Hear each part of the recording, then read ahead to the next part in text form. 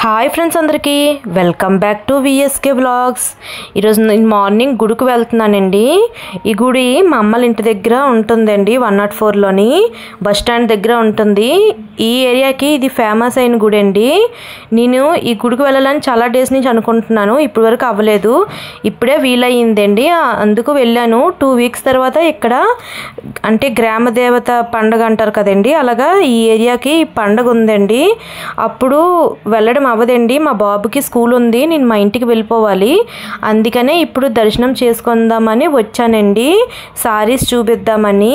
ఈ గుడిలో దేవుళ్ళ పేరు కుంచాలమ్మ దుర్గాలమ్మ అని అంటారండి. అలా దర్శనం చేసుకున్నానండి, కుంకుమ పూజ కూడా చేశాను. అంతకంటే ముందు నా వీడియోస్ నచ్చితే లైక్ చేయండి, షేర్ చేయండి, సబ్స్క్రైబ్ చేసుకోండి. నేను ఇంకా మంచి మంచి వీడియోస్ తీయాలనుకుంటున్నానండి. 21 డేస్ ఛాలెంజ్ లాగా, అంటే 4 o'clockకి లెగిసేటట్టు. నేను మార్నింగ్ బేగా లెగనండి, కానీ అలాగా నాకు కూడా ఛాలెంజ్లా ఉంటుందని చేద్దాం అనుకుంటున్నానండి. నెక్స్ట్ మీకు మంచి మంచి వీడియోస్ వస్తాయండి. ఇదిగోండి వచ్చి కొంతసేపు రెస్ట్ తీసుకున్నామండి. చాలా ఎండలు ఉంటున్నాయండి, బయటికి వెళ్ళడమే చాలా కష్టంగా ఉంటుంది, కానీ తప్పదు కదా, కొన్నిటికి వెళ్ళాలి. అలాగా ఇదిగోండి గోంగూర తీస్తున్నాము, క్లీన్ చేస్తున్నానండి. ఈరోజు మా బాబు గోంగూర రొయ్యలు వండమని నిన్న చెప్పాడండి, అందుకని మా డాడీ గోంగూర రొయ్యలు తెచ్చారు. ఈ గోంగూర రొయ్యలు చాలా బాగుంటాయండి. నేనైతే ఫస్ట్ టైం చేశాను. నేను ముందు చికెను గోంగూర అలాగా వండాను, కానీ ఎప్పుడు గోంగూర రొయ్యలు వండలేదండి. గోంగూరని బాగా క్లీన్ చేసుకున్నానండి, రొయ్యలను కూడా క్లీన్ చేసుకున్నానండి. 2 క్లీన్ చేసుకొని ఒక సైడ్ను పెట్టుకున్నానండి. ముందు కళాయిలో ఆయిల్ వేసి గోంగూరని వేసి మగ్గ పెట్టానండి.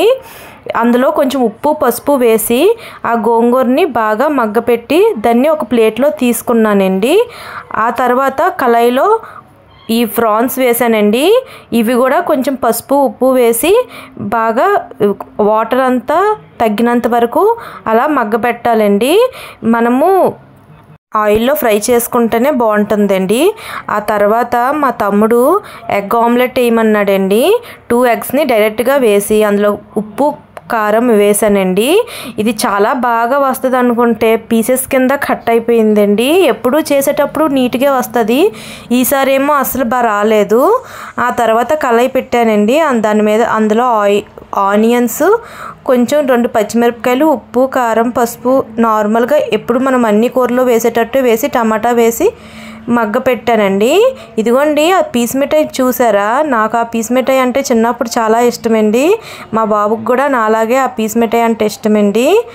అదిగోండి అలాగా కొంతసేపు మా బాబుతో ఆడుకొని ఇదిగోండి ఆ తర్వాత గోంగూర రొయ్యలు వండానండి. మీకు నచ్చితే ఒకసారి ట్రై చేయండి. Thank you.